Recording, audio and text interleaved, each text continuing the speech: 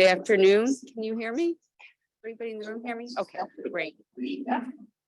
Yeah. It's really great to see everybody who's here in the room this afternoon and all of the many of you that are on Zoom. I want to welcome you all to what I am certain will be a very informative and exciting program on cryptocurrency and blockchain technology and how they may impact state and local governments. I'm Leslie Stein. I'm the director of the Government Law Center here at Albany Law School, where our mission is to provide nonpartisan legal research and analysis to assist governments to better serve their constituents and communities, and to prepare students for careers as skilled and leading attorneys in public service. We do this by bringing together a diverse and inclusive group of lawyers, students, scholars, and community partners to present programs such as this, among other things. Before I introduce our moderator today, a couple of administrative things. I want to remind everyone who's here and is looking for CLE credit to fill out their form and turn it in before they leave. Also, for those who are on Zoom, in order to receive your CLE credit, you will need to know the code word, which Dean Haynes will display to you during the program. And finally, for those of you who are here in person, I want to invite you to attend a small reception downstairs in the East Foyer, probably where you came in today after the program. So let's get right into it. And let me just tell you a little bit about our moderator. Antony Haynes is Associate Dean for Strategic Initiatives, Director of Cybersecurity and Privacy Law, and Associate Professor of Law here at Albany Law School. He teaches courses on cybersecurity law and policy. He has extensive litigation experience in intellectual property, securities, and criminal defense matters. He's given numerous presentations in his areas of expertise and has leveraged his background to advise startup companies. Before practicing law, Dean Haynes was Assistant Professor of Computer Science at the U.S. Air Force Academy, where he taught courses in programming, developed the Academy's Information Assurance Curriculum, and created the Intercollegiate Cyber Defense Exercise. Without further ado, I'm going to turn it over to you, Dean Haynes. Thank you, Judge Stein, for that gracious introduction. And welcome all of you, those of you who are online on Zoom and those of you in person. Welcome to Albany Law School. We have a fantastic panel today, and I want to take a moment to introduce you to the members of our great panel. To my far left, we have Mayor Christopher Rosenquest, who is the mayor of Plattsburgh, New York. It was a city which has been grappling with the effects of cybercurrency mining. In 2018, the city's Common Council voted to enact an 18-month moratorium on cryptocurrency mining after the city's residents recorded jumps in their electricity bills. Prior to his election in 2020, the Honorable Rosenquest served as a legislator in the Clinton County Legislature. To my immediate left, we have Archivist Kelles. We have Assembly Member Kelles, who is representing the 125th District. Before her election to the New York State Assembly, Dr. Kelles served in the Tompkins County Legislature from 2015 to 2020. She has served as chair of the Health and Human Services Committee, the Planning, Development, and Environmental Quality Committee, and for the last several years as the chair of the Housing and Economic Development Committee. During the 2021 to 2022 legislative session, Dr. Kelles was author and chief sponsor of legislation A7389C to place a 3-year moratorium on certain types of cryptocurrency mining in the state. And to my immediate right, we have Ms. Tanya Marshall, who directs the Vermont State Archives and Records Administration, the VSARA or VSARA, as the state archivist and chief records officer in Vermont. Ms. Marshall, who has worked for the state of Vermont since 2003, has earned the Society of American Archivists Emerging Leader Award in 2013 and was the 2017 recipient of the National Association of Government Archives and Records Administrators Award.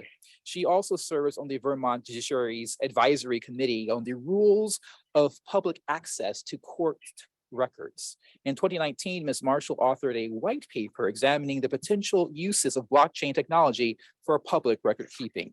And to my far right, we have Deborah Hoffman, who's an alumni of the class of '96 of Albany Law School.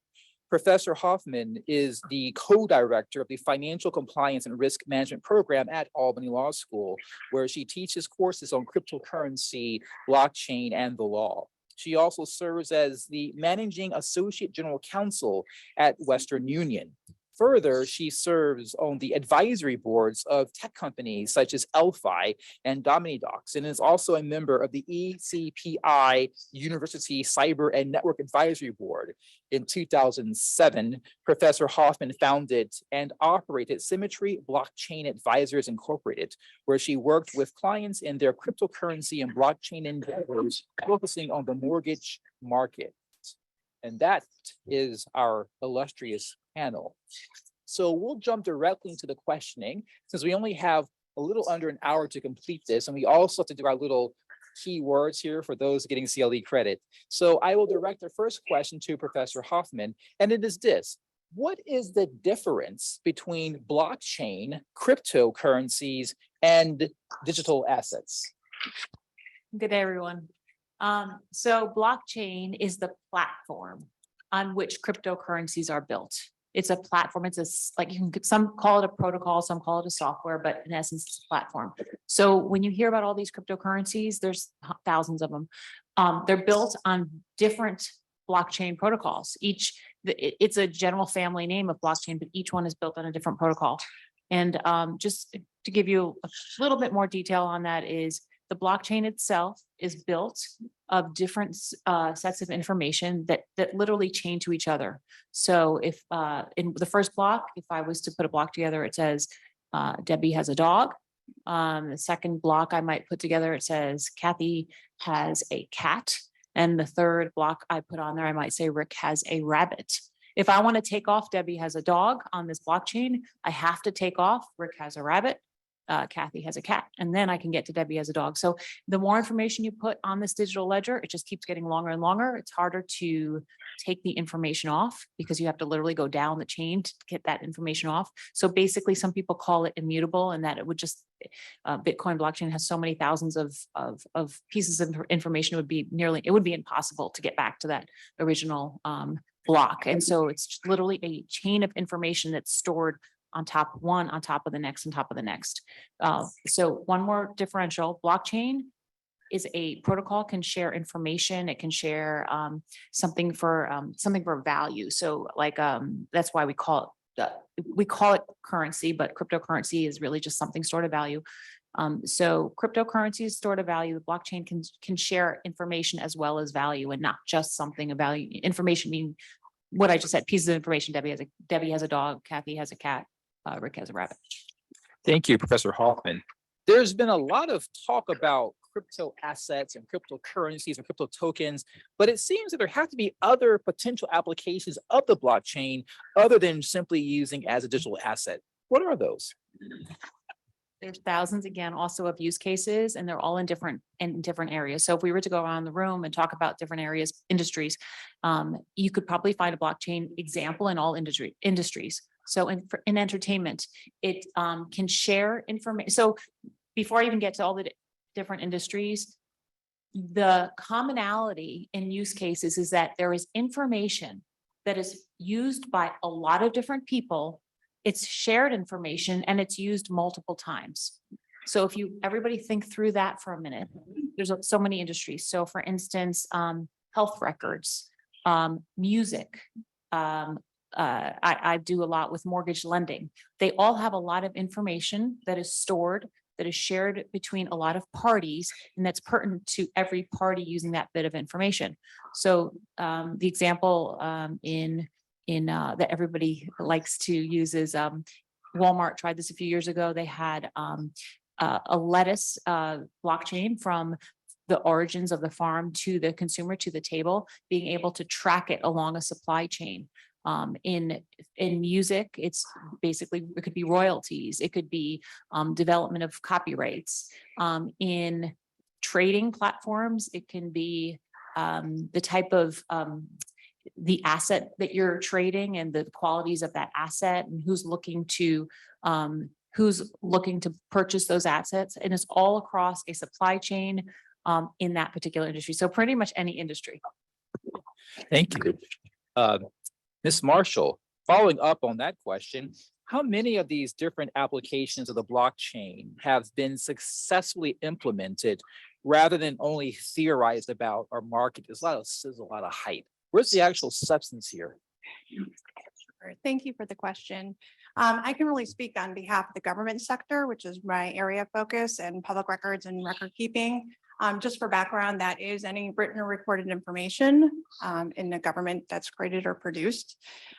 In terms of this for Vermont, we spent good 4 years between 2016 and 2020 going into that, looking at different applications and how it could be used in state government or local government. Part of that was looking at, obviously a ledger that's immutable is exciting. You want to have that. You want to see something that's quick and effective. I also put on my state archivist hat. Some things have long-term retention and we work on digital preservation. So there's some characteristics of the blockchain that don't quite meet some of the criteria that we look for public record keeping, but we definitely see chances and opportunities on that technology platform with the right fit for it. Whether or not it's been successfully, I know within, I'm part of the Secretary of State's office in Vermont. West Virginia had looked at it for voting and had done a pilot, and there's been different pilots, but not necessarily successfully implemented that I'm aware of. Okay, thank you. And also, you kind of covered this a little bit, but if you could drive deeper into the added value, if any, to the government of using the blockchain instead of using some other mechanism for keeping track of records. Sure. Oh, I didn't turn this off before, sorry. I'm the chief records officer for the state. So what we do is, what I am responsible for is local records, state records, all three sectors. And obviously when someone interacts with state government or local government, is to receive a service or because there's a value to the citizen on that. So when you look at all the different aspects, can you just repeat the second part of that? Sure. question? Yes. So the question really is about whether or not there is any added value to the government's use of blockchain instead of using traditional methods like paper for record keeping. Yep. So when we look through different technologies as a tool or resource and having that value added for that, I can honestly say for the work that we've done and the white paper that we produced, we didn't see direct value. There was a lot more questions, and I think it's because of emerging technology versus a established technology. It's also a little reversed for us because typically what we do is work through what does the information management need? Well, what's the information that we're working with? What's the management need? And then finding the technology that suits that. Blockchain is a very specific technology, so it's kind of reverse engineer trying to find the right fit for it. So right now, in terms of state of Vermont, we're not exploring blockchain. We're definitely continuing to watch it, but it's not something that is part of our technology portfolio actively right now. Great. Thank you. To the other half of the panel, Dr. Kelles, do you have anything to add on this issue of the government's use of the blockchain-based systems? Well, there have been there has been some implementation of blockchain technology around the world, not in the United States, but using blockchain to share information like education data, medical data, architectural data. I've seen examples of that. And there was something that said earlier. I think it's really important that people do understand that what information is in the block itself is irrelevant. That blockchain technology is in itself agnostic. So you can put any information in that block. And there has been some really interesting uses. There's also been some use for nonprofits who are trying to register people to vote, for example. There have been small cases of the blockchain being used to enable people to vote using mobile devices. Because there is a specific ability of blockchain technology to provide protection of data because of its decentralized nature of storing information.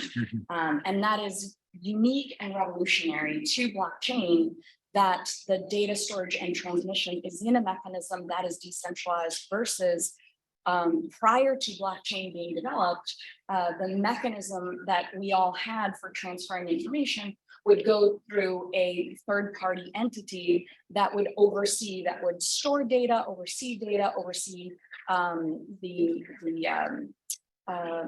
quality control, transmission of that data, transfer of that data. But this is a very revolutionary technology because it's decentralized, because the data is stored in various places, that it does provide some mechanism of protection. Okay. So that's really important. That's very helpful. A member of our audience on Zoom has asked a follow-up question for the panel, and I'll give Dr. Kelles an opportunity to respond first. The question is, the chain concept seems very cumbersome. Why is it done this way? Is it to make it more secure?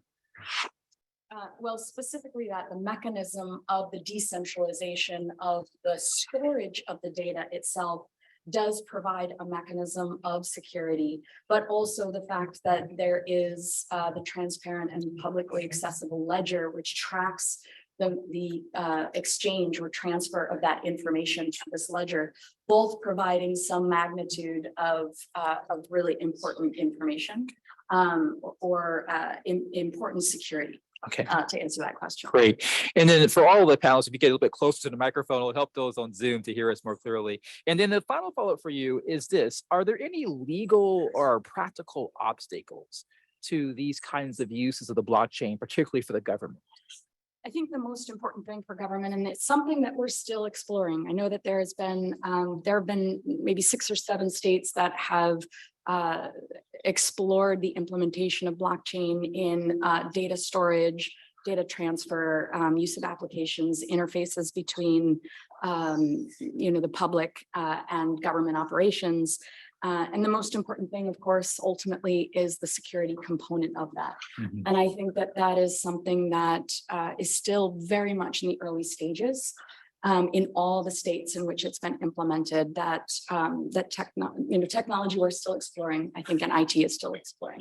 I don't know if you had any additional information you would like to add to that. I'm sorry. As another government person. Back to Ms. Marshall. Yes.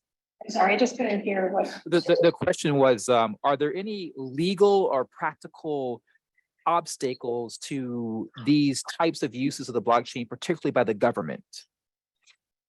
So in examining the different aspects for government information, my key part is making sure that people's information is accurate and correct. And so the things that we focus on is, you have the blockchain technology, which is allowed for immutable ledger, but the information in it needs to be as accurate, reliable, and so forth. So in terms of the government sector, looking at the legal implications of it, Vermont's a state that has enabled blockchain. It is part of our rules of evidence. It allows for that. But making sure that everybody understands exactly what is happening with that technology and the information that's being used in it is a really key part. And I think that is just evolving, and we're watching and we're looking to see what the implications can be to really expand on the technology and allow it to be used, but in the right way for the right purpose at the right time.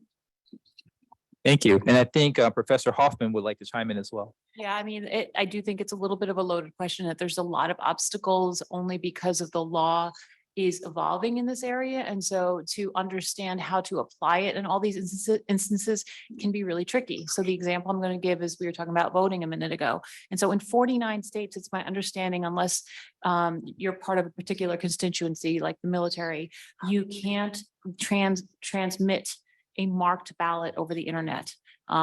So that's pretty tricky. So how do you use this wonderful new technology with that kind of, governance? And so there are changes that need to be made, and or you need to look at areas where you can build tech and find the laws that maybe allow for this kind of thing. And I think that's what makes it tricky, is we have this emerging technology that we don't have precedents for in the law. Dr. Kelles.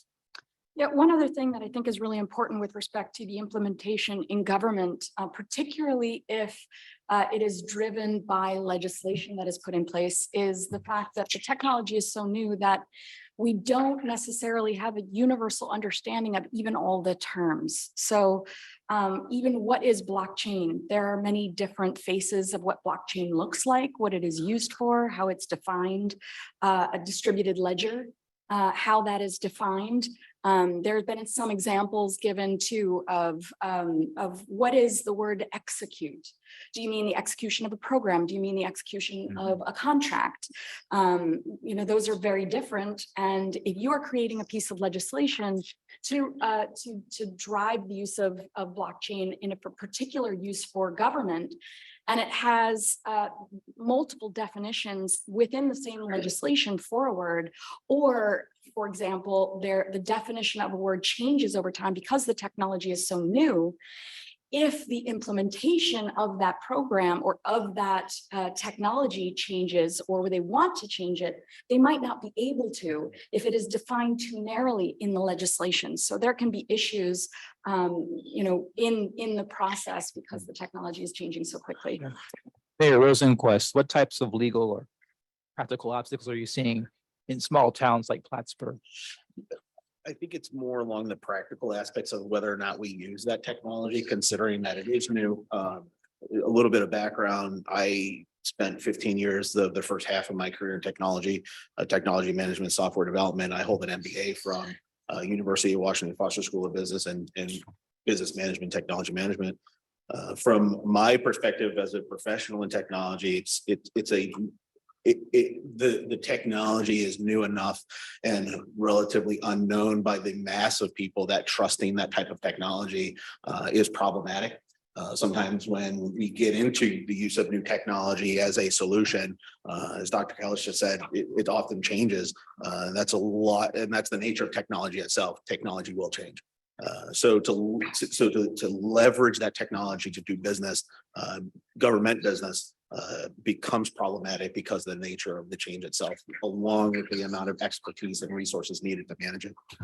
I would just add really quickly, these comments, at least my comments, are not to say that it is not promising and it isn't a direction that we should explore. And I want to make that really clear.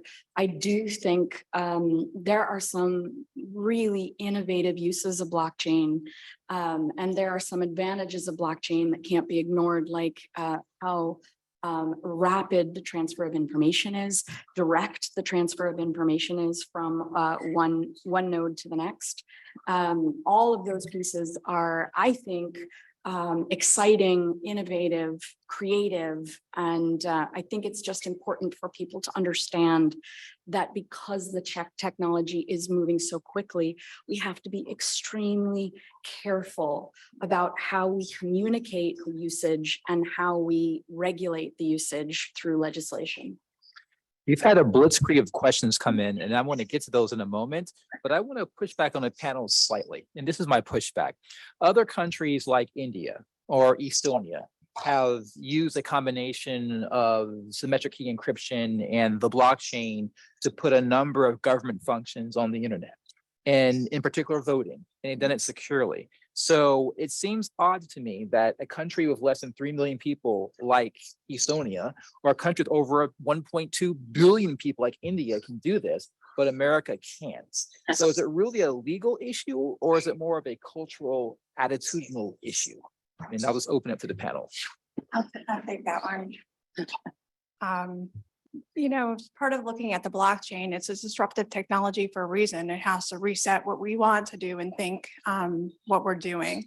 So when I look at voting, I happen to be in the Secretary of State's office. So, you know, we're doing recounts right now and finishing up that from the general election.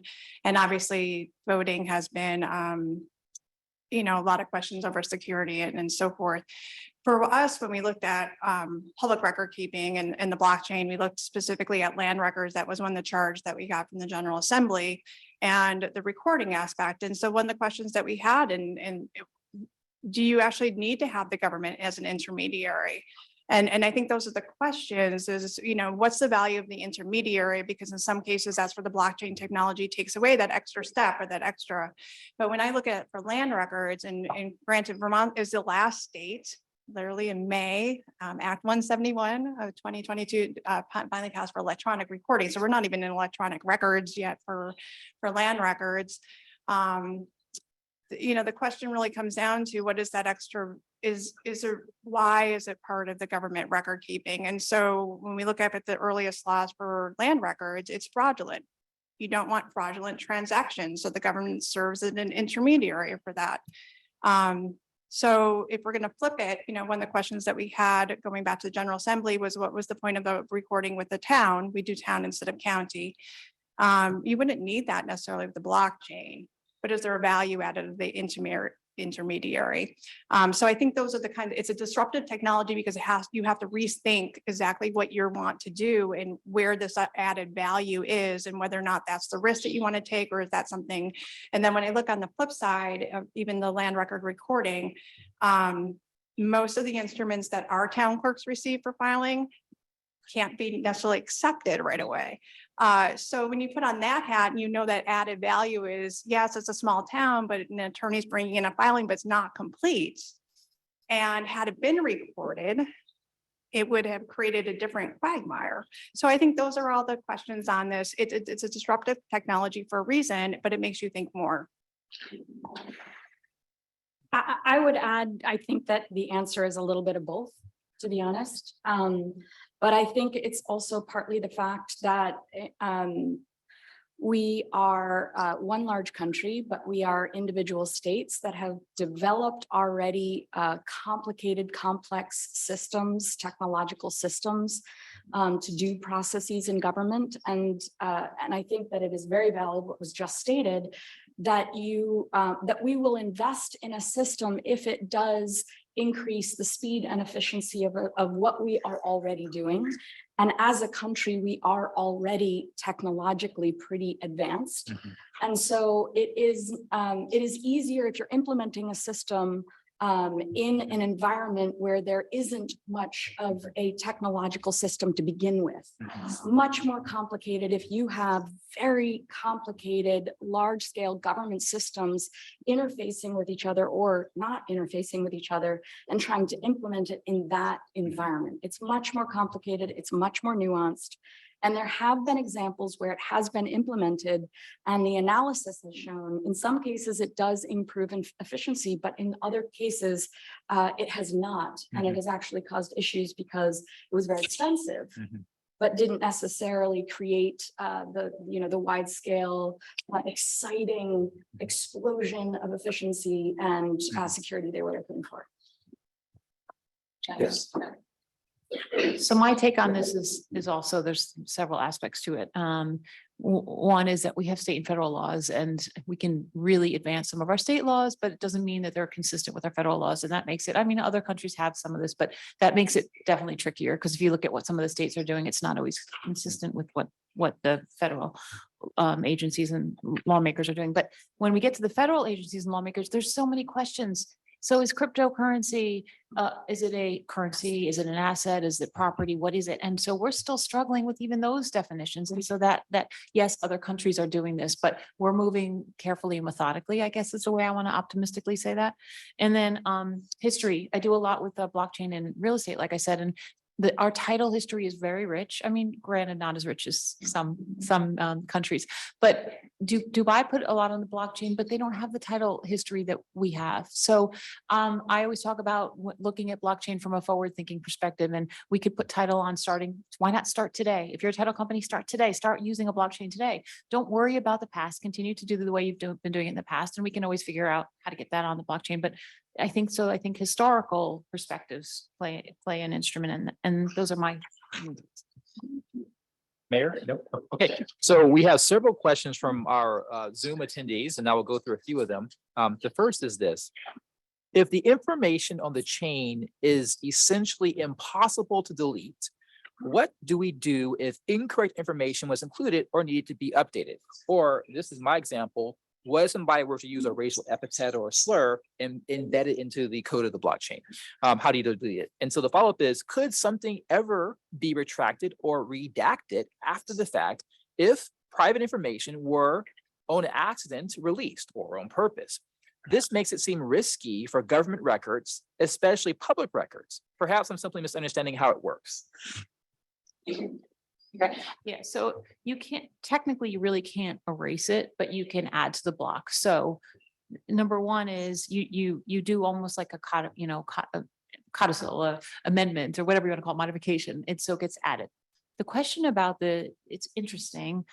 There are problematic questions about what would you do if there's private information released?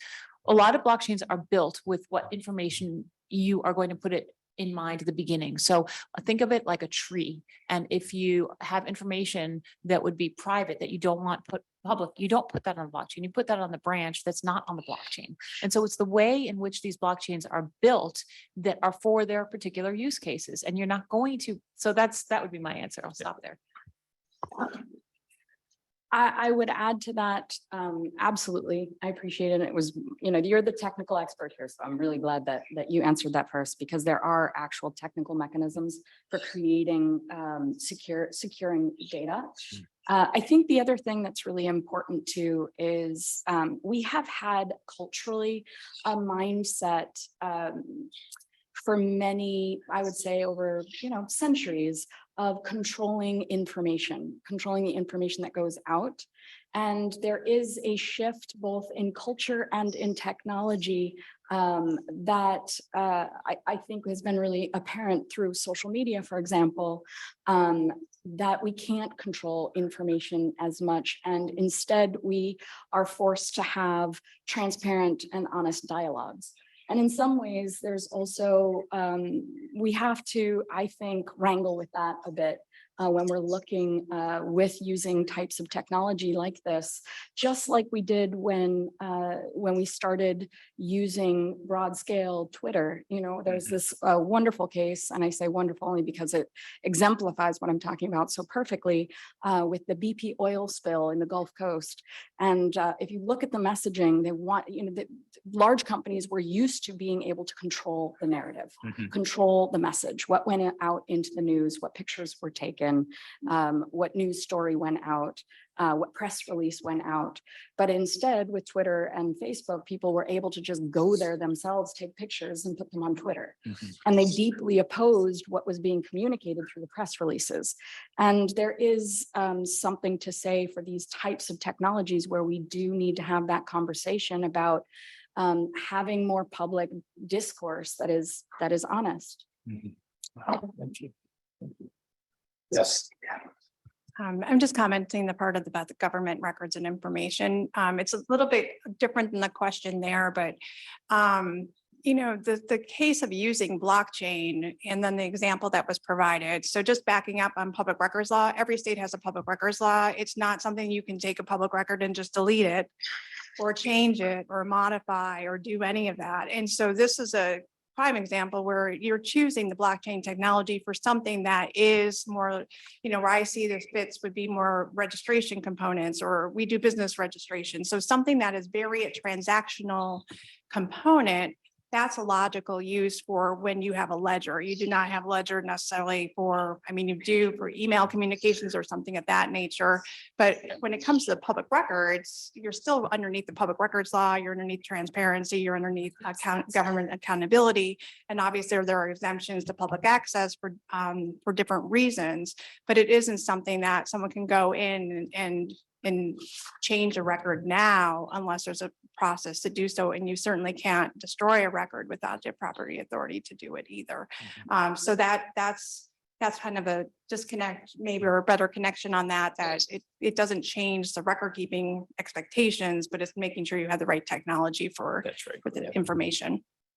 Yeah, I think I'll add a little comment here. The right technology is key. So understand that the point of the public ledger is that it is public. That's the point of the blockchain. Everybody can see it. If you want to use that and also preserve confidentiality, you need to combine that with encryption. So you need to have some type of encryption to keep it secret. And so that means then that you may have the blockchain proving to the public the existence of a secret, but not the content of that secret. And so this combination is how you could get there. And a second aspect of this is also branching and forking in the different technologies and implementations. And those forks are ways of helping to remedy problems and defects found in the technology. But on the security front, we have two questions I'm going to combine together on security since we're on this point. The first half is this: can the panel explain how there is a greater measure of security when your data is simultaneously being transmitted among all the users in the distributed ledger? And it seems that this distributed ledger would undermine confidentiality. And then the flip side of the question is, how will the development of quantum computing impact blockchain security? So the ledger seems to undermine secrets, and quantum computing would seem to break the ledger. I would I can talk to the first part, and the second I might pass on. But I think it's really important, the two pieces, one that you spoke about is really important, which is the encryption component. The validation component of validating what is in a block is also really important. And I think there's a bit of misunderstanding of the decentralized nature of the data storage. So if someone were to try and hack or access all of the information, but the information is distributed through a computer network that is global, it is much more difficult to capture all of the data all at once in a way that you would be able to if the data were centrally stored. So if you look at a lot of the major hacks that have happened in, cyber breaches, or I think there was the recent hacking of an electric grid that happened in the United States, that all that data was stored in the same place. They were able to shut down a system, capture all that data very easily because it was all stored centrally. So the decentralized nature of the storage is actually a really important component of the security on top of the encryption as well as the validation for blocks. So. I'll take the quantum computing. So quantum computing is a potential threat to encryption technology. So think about your password encryption or your BitLocker on your computer hard drive. I haven't thought about whether or not quantum computing would attack the reliability of the public ledger. So that's a separate question. But off the top of my head, I think those are different spheres. It's more of the encryption on the ledger than the ledger itself. Although we've learned from the recent FTX collapse and other crypto exchange issues that the actual protocols can have certain kinds of vulnerabilities, and maybe quantum computing may help you to penetrate these broader vulnerabilities. That's a whole kind of a different, more esoteric conversation. But definitely worth looking at in the future. What I want to do now is give Mayor Rosenquest a double header, 2 questions. And the first one is going to be about the efficiency of mining. And then the second part is going to be about the impact of crypto mining on a small community. So the first part of this compound question is this: can the panel, can the mayor explain the difference between the so-called energy efficient proof of stake blockchain and the so-called less energy efficient proof of work blockchain, and are environmental issues being considered in the implementation of a distributed ledger solution? So this idea of energy efficient approaches, and then really breaking it down for a small town, crypto mining companies need to be located somewhere in the physical world, because you got to actually house the machinery, got to actually cool the heat, and got to actually power it with electricity. So in terms of offices and servers and so on, what are the upsides and downsides for local governments of having a crypto mining company move into town? So we have these 2 different energy efficiency. Thank you. I think the proof of work and the energy efficiency that, or the energy consumption associated to that is part of the hurdle when you talk about crypto mining itself, or the use of blockchain, or the ability to use blockchain in a more efficient way. The amount of electricity used, the amount of energy used, as we just see in the state government, a moratorium on spinning up of electric fossil fuel plants to to power these crypto miners has become extremely problematic because of the amount of electricity required for it. From the city of Plattsburgh's perspective, we are a hydro city. We have a power purchase agreement, a 25-year power purchase agreement that provides under 5 cent kilowatt hour to both residential and even lower for commercial use. So it becomes very attractive to a crypto miner or primarily a crypto miner who's using a lot of energy, a lot of electricity to power thousands of machines to do this work for crypto mining. That being said, if there were a different technology or a different energy source or a different way to generate energy or electricity that offset that, or there was a different mechanism for mining that used less electricity, that would be, I think that would be, we certainly wouldn't be having a lot of the consternation that we have around this technology in general, because it wouldn't be for most of us who are concerned about electric usage and electricity generation, we wouldn't really be concerned of that because it wouldn't be using as much electricity as it currently does. That being said, from the city's perspective, when as Dean Haynes indicated earlier in 2018, the city of Plattsburgh was one of the first municipalities, if not the first municipality, to have a moratorium on crypto mining. Because of that reason, because we have as a municipality, again, we purchase our power on a 25-year agreement, and we're capped at a particular amount of power that we can use. So when we saw crypto mining's move into the city of Plattsburgh, because we have cheaper or less expensive electric rates, they began to consume all of that electricity, which then any overages and power purchase agreements was then passed on to the ratepayer, and the ratepayers were like, what the hell happened to my bill? Why is my bill out of the roof? Because we had to go as a municipality, when we do go over our allotment of purchased electricity, we've got to go to the open market to purchase more. That being said, once that moratorium passed, there was some work done with the Public Service Commission to pass what's called Rider A, which essentially it doesn't place a moratorium on crypto mining, but it creates a lot of hurdles for miners and people who want to spin up a crypto mining business in the city. So then from that perspective, as a city who hosts crypto miners, we don't mind. The whole goal of having a bucket of electricity is that we use 99.999% of that electricity without having to go over to make those purchases on the open market. And if we can find a way to leverage any type of large scale industry that uses a lot of electricity to get us to that 99.49% of electricity usage, then great, because we're making money as a municipality, and that's a good thing. It then becomes problematic for the crypto miner based on Rider A. It becomes problematic for the crypto miner themselves to make that power purchase agreement without passing those overages on to the ratepayer. There are some protections for the folks like me who have to pay our electric bill. And there's benefit to the crypto miner as well, because they do have access to cheap electricity to run their business. From the physical side of things, quite frankly, there's zero benefit to the municipality other than the purchase of that agreement, and to make sure that we can leverage that electric resource to the best of our ability to make that money. Other than that, there really is no benefit to the municipality itself, our municipality anyway, that we've seen.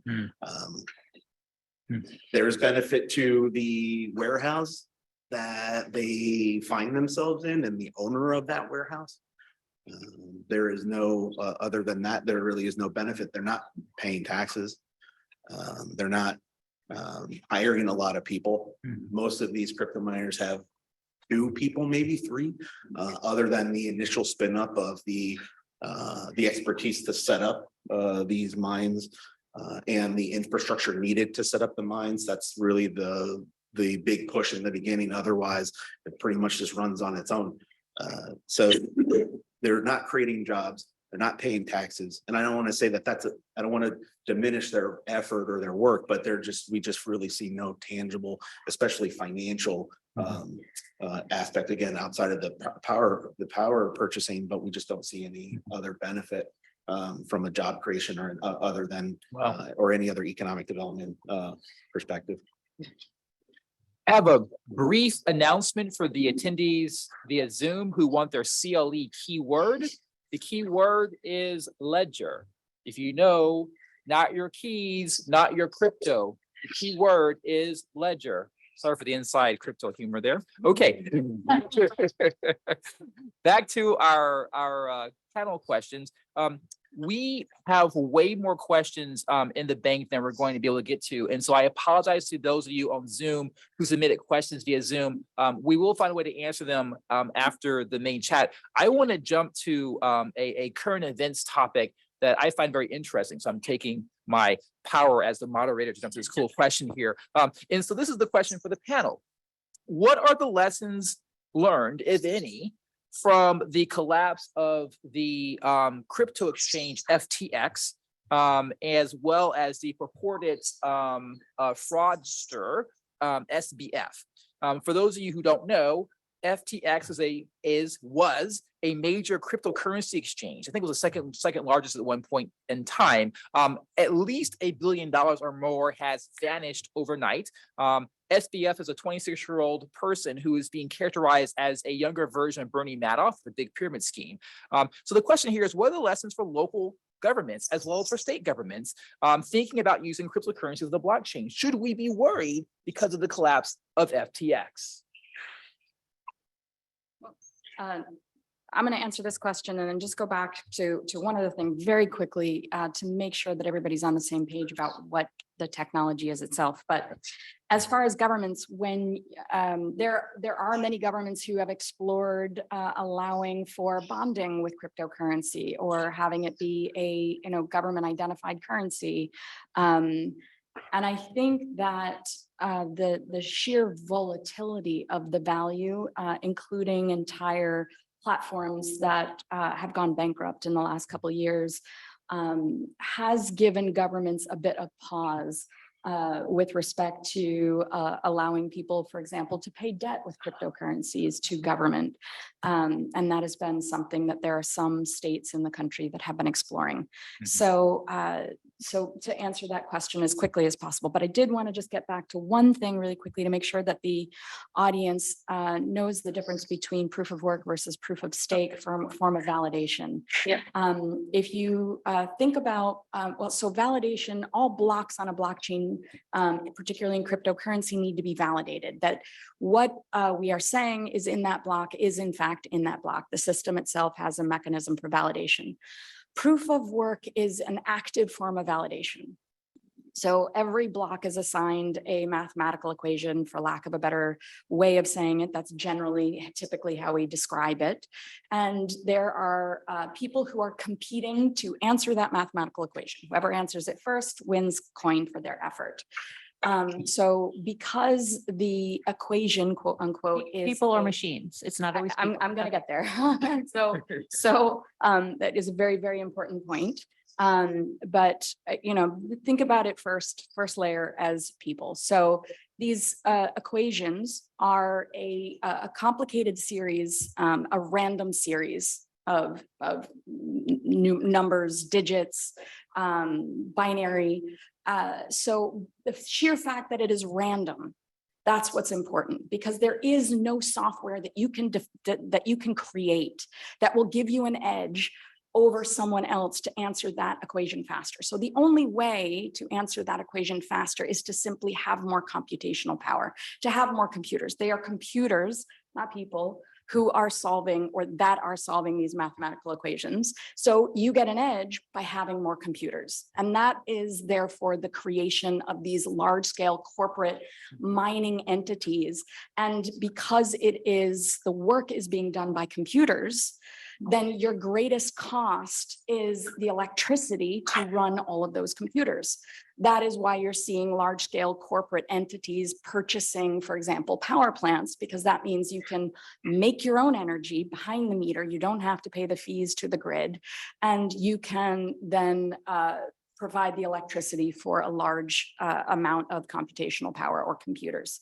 When you compare that to proof of stake is essentially passive in nature versus active in nature, where the system itself is selecting based on a weighted selection, the validator, the system, the computer that will be validating, the node or the account. You could talk about it in many different ways, but the most important point is, and I absolutely encourage, you know, more technical description, but the comparison being active versus passive.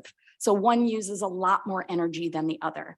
So Ethereum, for example, when they decided to do the conversion from proof of work to proof of stake, they estimated that they would reduce their total energy consumption globally by over 99%, 99.9 or 99.5%, which is in fact what was the result of that merge or the transition from proof of work to proof of stake.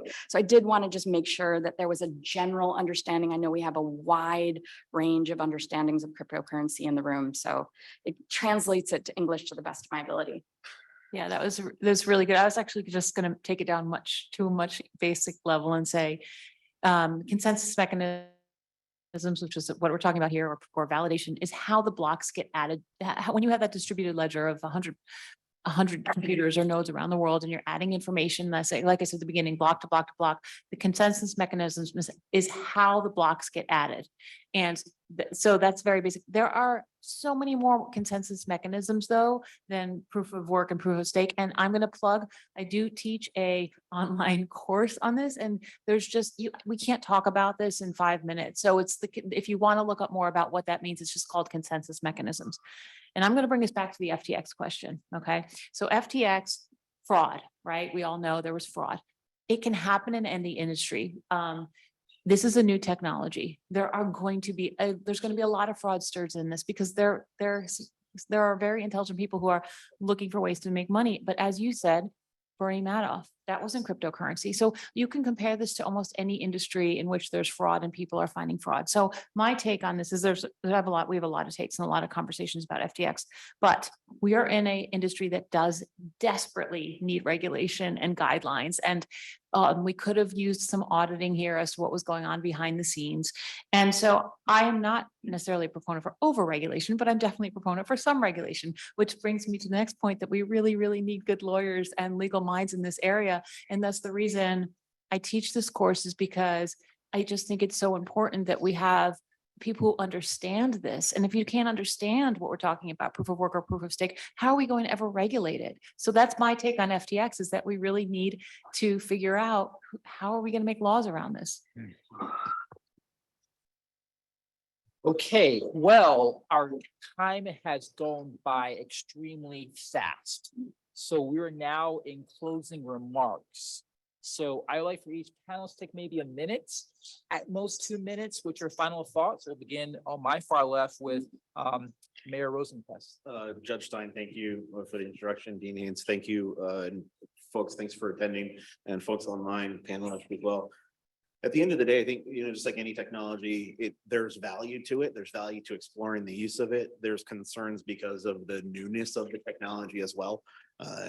In terms of how it plays out, I think that time will tell. And as we start to evolve this technology, we will see it become more ubiquitous and used in government.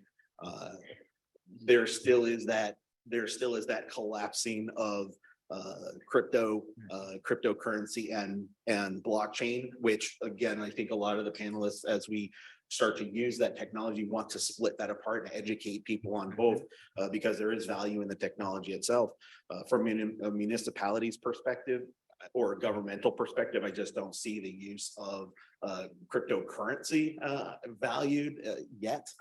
Not to say it won't be, but just even now in the conversation, I'm reminded back in the Wild West when banks were robbed, and when we put our municipal money and dollars into a bank, we don't want the potential of it disappearing.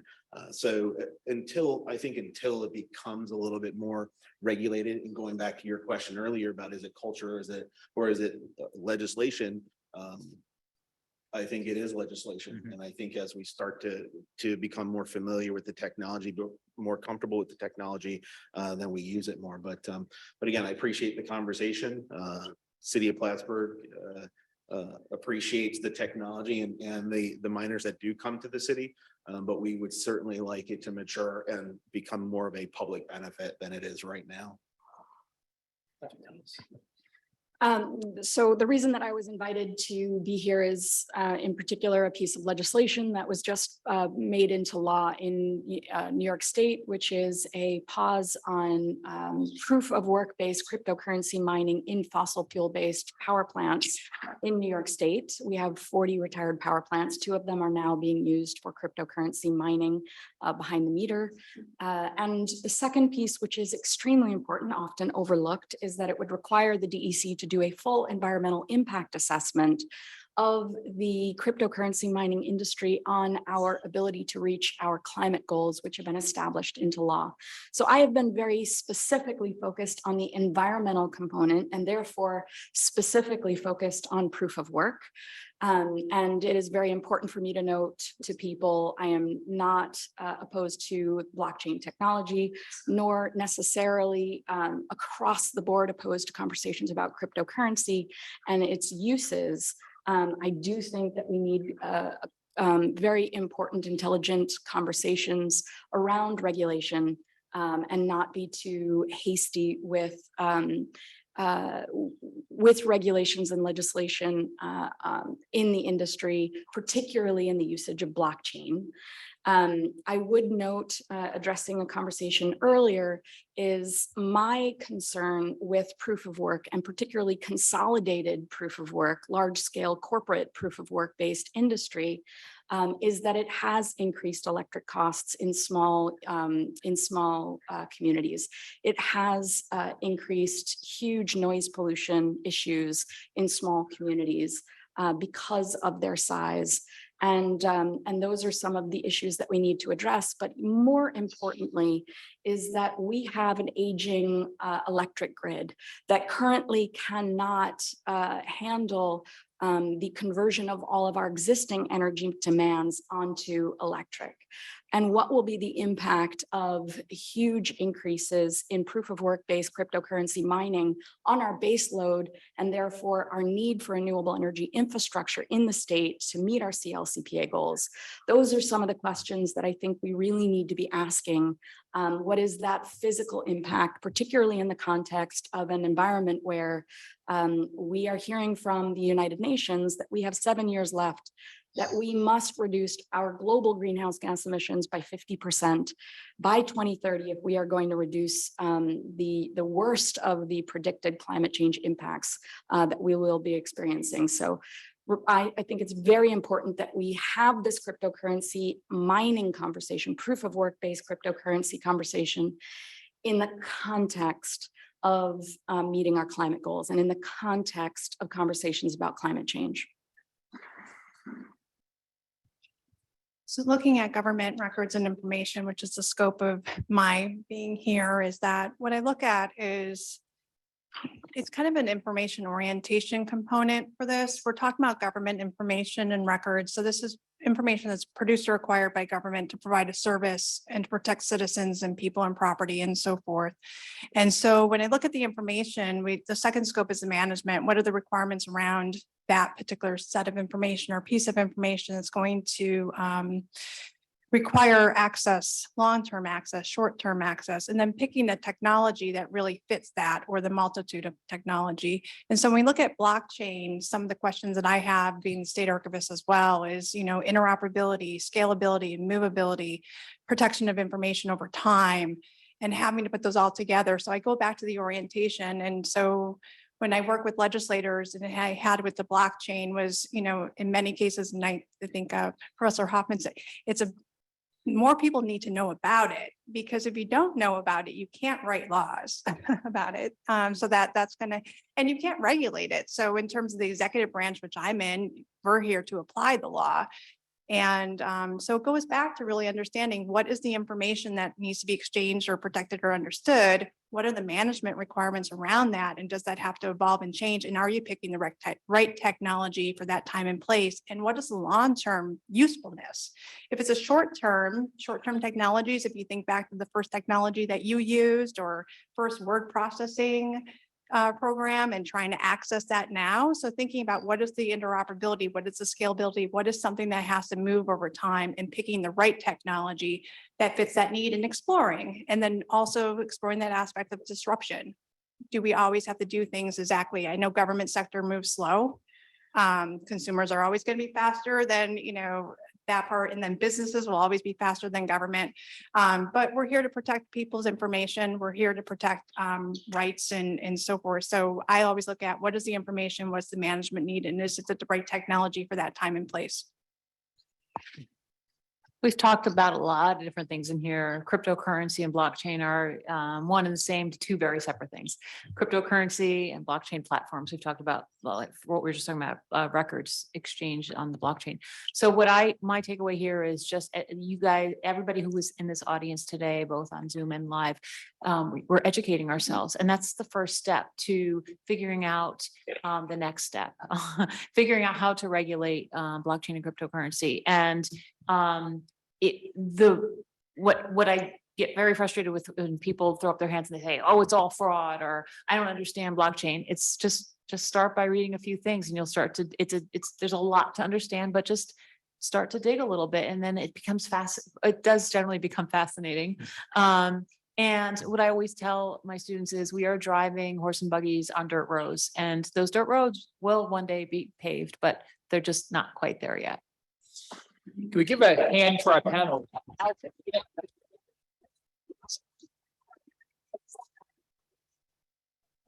like to add my thanks to Dean Haynes and to all of our panelists, and this certainly was a fascinating beginning of a very interesting and important discussion.